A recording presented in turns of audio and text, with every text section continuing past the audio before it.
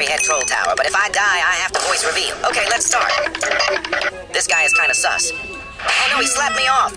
Well, I guess I'm dead. Okay, time to voice reveal. 3, 2, 1. Slow it down to here.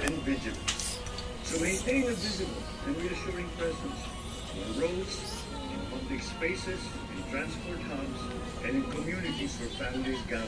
Sa gitna ng holiday rush, asahan ang mas mataas na pasahe para sa mga sumasakay sa transport service simula bukas. Pinagpradahan na kasi ng LTFRB ang fixed data plate system para sa sagsagan ng holiday season.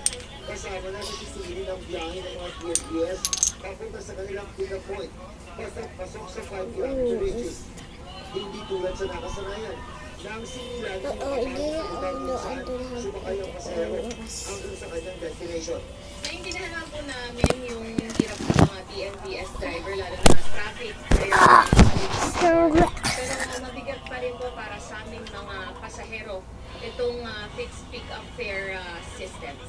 Para sa GMA Integrated News, June 24 nakatutok, 24. Bahay ko na balikat ulo sa primetime queen Marie Rivera ng isang magazine sa Vietnam. At sa kabila ng busy life showbiz, hands-on si Marie lalo na sa magiging Christmas celebration kasamang pamilya.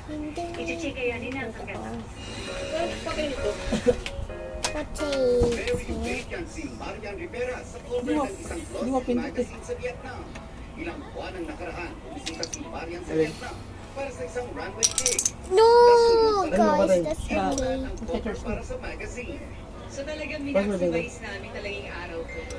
Sa caption ko nga sa Instagram ko sinasabi ko parang Vietnam magic talaga. So ito sa mga